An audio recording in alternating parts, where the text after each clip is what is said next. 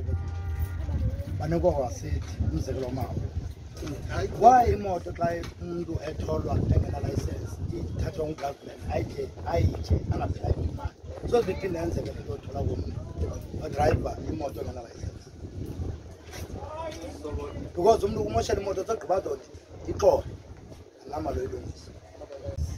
atshayisa imoto yakhe ngengoku uthi xa yenze lo ngolo kutheni ungathathwa laa moto lanyalo umntu unelicense ungena-license uyinikwe onu uqeshwe yi-owner ngexesha evakalayo engena-license enze ingozi watshayisa imoto noba iyaqhubeka abantu uthi ke ngutheni kungathathwa laa moto kuyiphandwe laa moto angazabaphinda ayifumane ubuza loo mbuzo ke hayi asinawo into vele siyithatha angaphinda ayifumane ngomthetho fanele siyayithatha sifune i-owner ukhona usection 31 othi allowed or permitted an unlicensed person to drive a motor vehicle so sibetha abantu ke ngoku i-owner le laa mntu ebenike laa mntu ungena-license imoto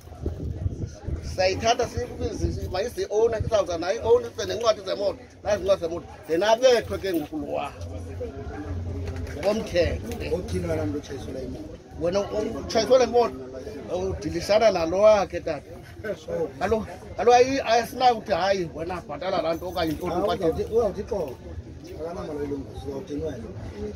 hayi tata thina mangalele ndizawuthi okanye i-small claim court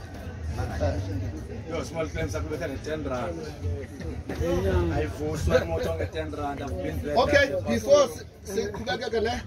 before sivale man, nanti into nabe ndiye ecollege ngo95.